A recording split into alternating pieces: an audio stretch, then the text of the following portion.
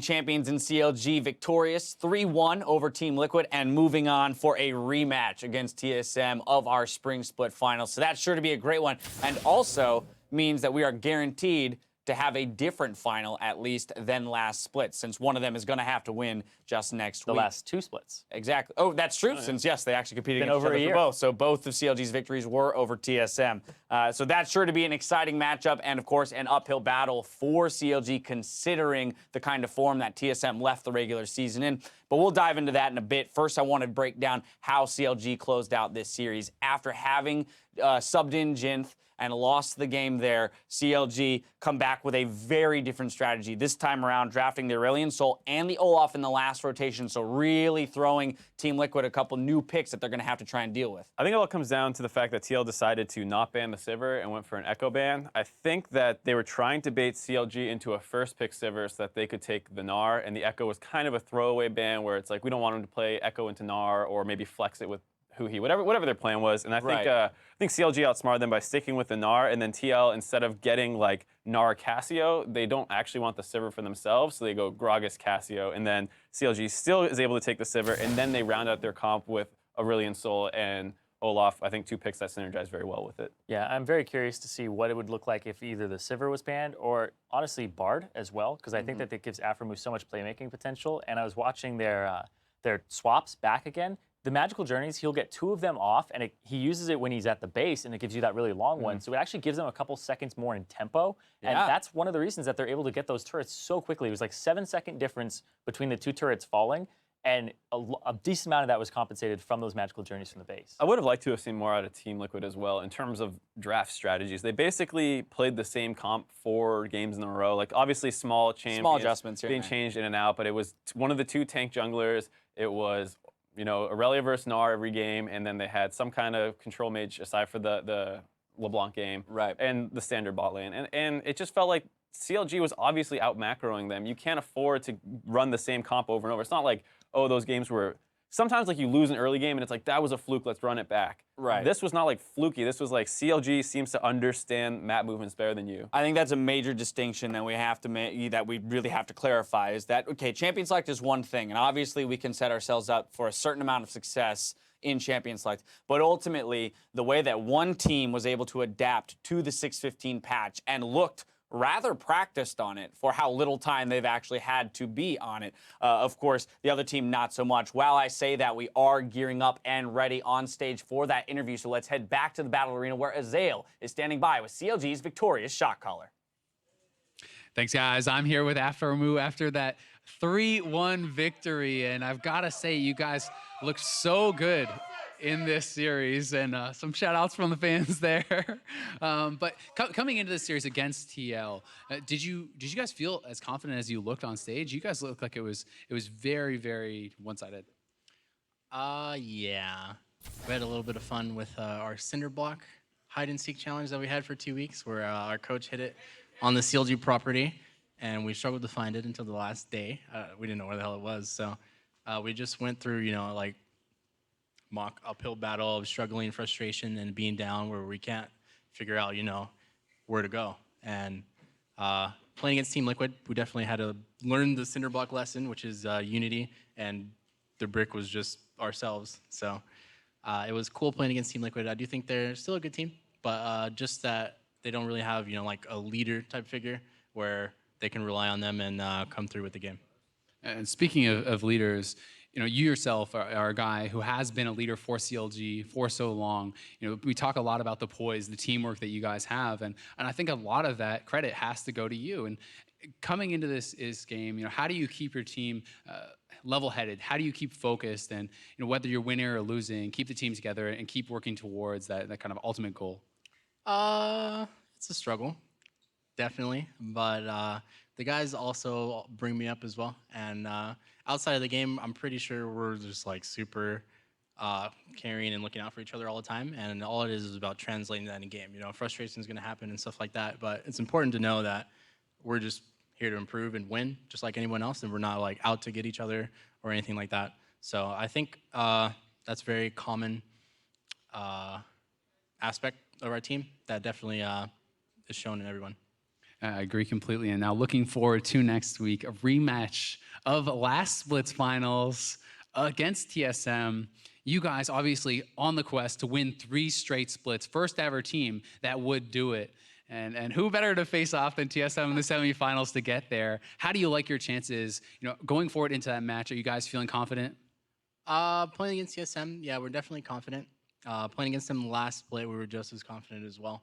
But TSM is a very, very good team. And it sucks that we had to face them in the semis. I would have liked to play them in Toronto for the finals, but it's just going to make that match much more exciting since we had to play 2 more matches when we knew it. Well, congratulations. You guys are going to Toronto. Either way, just have to find out if it's going to be the finals or that 3rd place match. Best of luck to you next weekend against TSM. We're going to send it back to the guys at the desk. Thank you, Azael and Aframu, for the interview. Once again, Aframu, no stranger to the playoff experience here, but as Azael mentioned, they're going to have to rematch their finals matchup or just to make it to the finals this time around. So definitely an uphill battle for them ahead. But once again, I want to close out this series as we were discussing this 4th game victory for CLG. And I want to dive back into it now from the gameplay side of things. We hit the pick ban. We saw some new things come out. In particular, we saw more focus back to the bot lane, true to game 3. However, this time around, CLG is the team that comes out ahead of the bot lane pressure. Right, it was a very tragic start to the game. They were trying to push in. They had won the level 2 trade again, but this time it's going to be Smithy who makes the first stop down here, and they're able to just get a good flank off and hop right onto them. It's so hard to get away from here. I like the decision to try and turn and fight. It's just unfortunate. Capitalizing on the blown flash from Ash at level 1. Yeah, so it was a good try, but it doesn't work. Good try here. This next move is more than questionable, Zyrene. Do not try this at home, kids. Don't try this on LCS stage either, actually. Yeah, never tried it. Yeah. Blind. That's ambitious. disrespect. That's disrespect. Honestly, thinking that he can pull that off. Aframu sits on the side, knows that he's out of range, and even here, goes for the cannon minion kill, tries to get some HP back because of Strength of Ages, but instead it's not enough, and maybe the barrel would have been better on a slow there because that was pretty much a max range auto. Yeah, 6 even kept walking forward because he's like, I might need another one. Right. And so after that, though, it is hard to recover from that was 3 kills and double buffs going over to Stixay. So, right, a lot of times we might see 3 kills traded in an early game scuffle, but, it's 3 of them go to the support. Just like 3 kills ended up on Matt in this game, right? And it's like, okay, well, the gold's not going to the right person. Well, the gold went to exactly the right person here in game 4, the Sivir, and then comboed with the likes of the Olaf and the Aurelion Sol. We saw the potency of, the Sivir behind those unstoppable champions in terms of CC. Yeah, super good against the Ashe as well. The Olaf getting speed buffed in. It's pretty much Ashe's worst nightmare. You can't arrow him away. If you do, it's a panic move. And even beforehand, the arrow, he'll pretty much just soak it every time. And he got a Banshee's Veil just to double down on that. Right, so that only jumps us to 16 minutes into the game where it essentially breaks open and it spells disaster for Team Liquid. CLG's going to get a pick off on 3 in the mid lane, plus a tier 2 turret here. So lots of gold influx on what was already a pretty significant lead for them. Starts off with Aframu's ult. Yeah, it's such a huge ultimate. It's unfortunate Darshan's Meganar runs out right then, but it's enough to pick up 2 kills basically instantly, and it sets up the mid turret to be able to be taken. This was coming right after a close defense by Team Liquid, and this is really what blew the game open. CLG had been out-moving them on the map, and then Phoenix just mispositions a little bit, gets hit by an axe, which sets up Huhi to go in for the final kill, ends up being a 3-for-0, and it's just so hard to come back from even that initial play bottom. Normally you'd want to swap topside. The people who ended up swapping topside were CLG, and it was even 5 minutes before the fortification dropped off, and it just shows a team that's willing to push what you would think is the right thing to do. It also means that they've actually pushed the limits in terms of their practice, because if you're swapping top pre-5 minutes, you at least know that you're going to get that turret. They're not going, oh, I don't know if we can take this. They've at least tried it at some point and actually experimented with the difference in timing. Right. Interestingly, what it did is it forced the Team Liquid reaction. So they didn't actually secure that top lane turret, but they forced a defense by Team Liquid. And it definitely showed, once again, that CLG was the proactive team on the map. Right. They would have gotten that turret because it was just the Ashe down there hitting the turret for TL. And so that made Lorla have to TP up. It made Dardoch have to go up, Phoenix go up. And it's it's just the fact that they seemed to know what was going to happen on the map and could force Team Liquid into situations, because then they just went bottom soon after and took the bottom turret first, and they start getting that snowbally first turret gold. Yeah, and it's actually showing just a mastery of this patch right now. I mean, it's very new. We've had 2 weeks on it, and people are already pulling out so many new things. And I really love this because even in the lane swap days, people who got the lane swap right, we could see them go through the motions and stuff. And then CLG was always the team that would augment it very slightly. And that showed a complete understanding of why you did what you did in every part of that lane swap and what you can change and what you can't change. So when they're backing on different timers and stuff like that, they still know they'll be able to get away with it. And I think a lot of how that manifests is that you can tell the team is making a decision. It's not going through the motions, right? When you watch CLG make that decision to swap top at 4:40 instead of 5 minutes, it's very clearly a dynamic. choice on their part, right? They are looking to change the tempo of the game. It's not a, well, we're following the motions. Oops, we fell out of sync with the normal timers, right? And so ultimately, CLG showing somewhat of a mastery. Of course, we'll see how this meta continues to develop with those 6:15 changes. But right now, CLG showing that they might be top of the table in NA when it comes to the macro play here in the playoffs. I mean, at least what we've seen so far, no one else has done anything close to like that. We saw TL attempt it in Game 3, and they show up behind the turret, but didn't have a wave going in. It was just very disjointed. Whereas CLG, even when they didn't get the turret and Team Liquid was able to defend, they clearly understood what they were doing, and it never hurt them. Whereas some teams kind of hurt themselves in confusion trying to keep up. All right, well, today CLG did show us what it means to play as a team, but of course we are bound by broadcast law to award a player of the series. It was a tough call, but we've got to go with Huhi, and a lot of that is due to the fact that he was able to pick up the likes of Syndra to be a very effective pick in the first couple of games, and then of course the Aurelion Sol still in his back pocket from MSI. Yeah, ended up pulling two bans for the rest of the games, and then ended up just dominating as well on the Aurelion Sol and having really good roams. I think that was what they weren't expecting, is he was able to affect the side lanes very, very easily, and something that you'd be like, oh, Talia can do that. It's like, he can also do that on Aurelion Sol.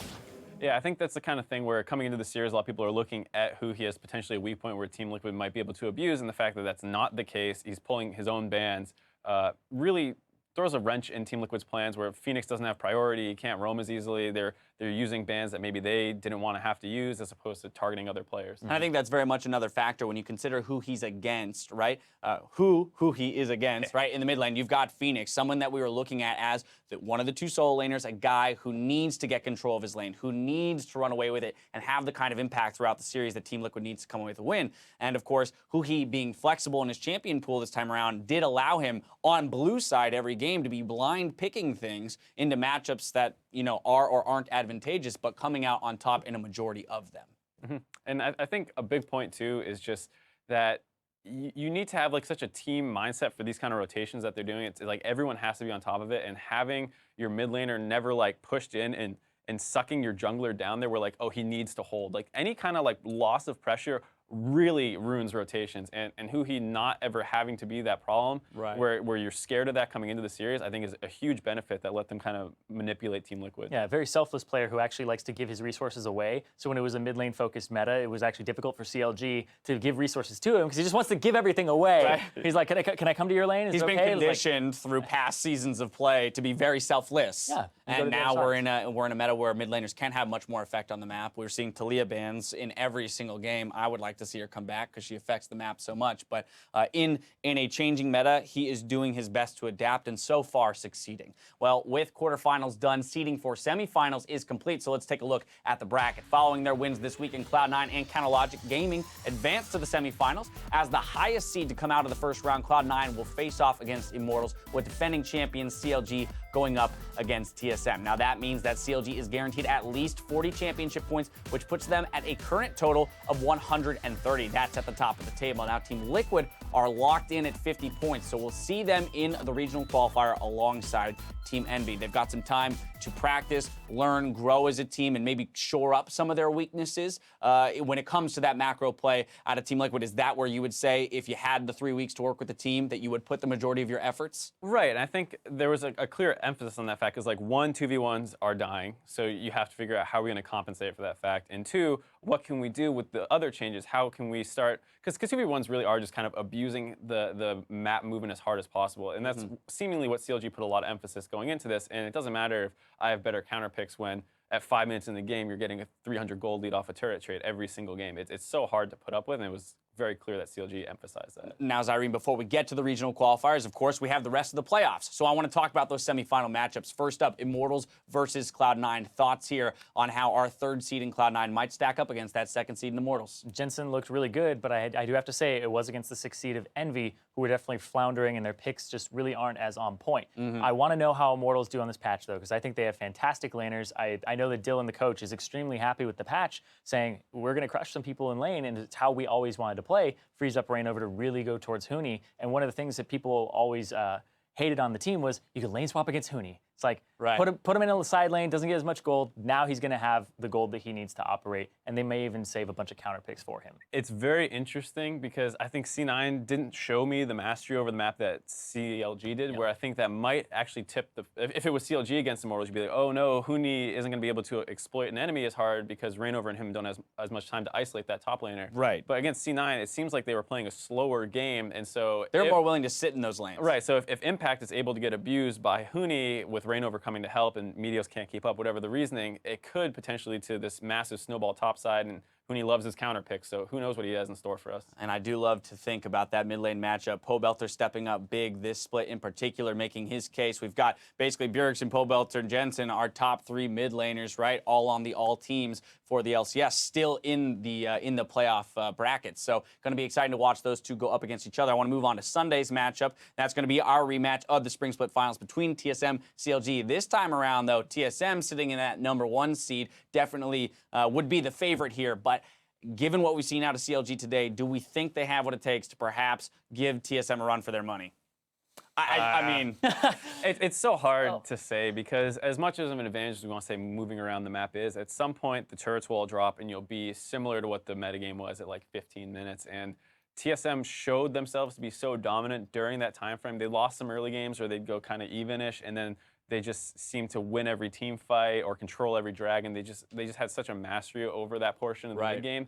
It's very tough to imagine that CLG is a favorite at going in. Yeah, especially since TSM have shown that they like to play through mid lane and mid lane jungle and actually just crushing that area and then having that spill over to other side lanes. So playing through Bjergsen against Huhi, I definitely give the edge to TSM. And honestly, TSM look like the best team that North America has seen before in the regular season. And they look really polished. But the thing is we've seen Titans fall before, like Immortals, same game record, match record coming into the finals or coming into the semifinals.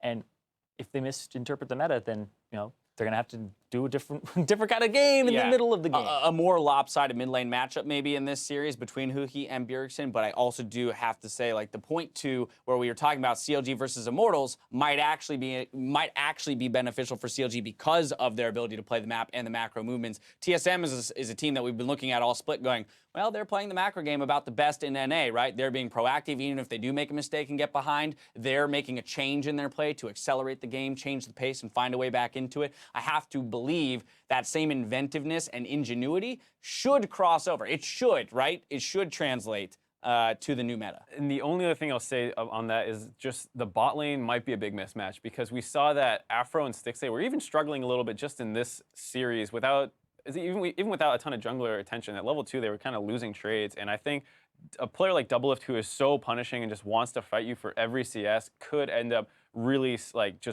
creating such a vacuum of power down there that you have to send your person down there to defend because otherwise they're going to get run over potentially. Two giant matchups ready to hit our screens next weekend. Now, of course, before we go, a quick reminder that there's one more quarterfinal match next week. Because of technical difficulties this morning, the quarterfinal match between H2K and Fnatic has been moved to Tuesday at 8 a.m. Pacific, 5 p.m. Central European. So make sure to tune in to catch Reckless going head-to-head with Forgiven. That's sure to be an exciting one. That's going to do it for us here, though, in LA. So now for myself, the analyst, the casters, and the entire live broadcast crew, thank you for watching, and we'll see you next week.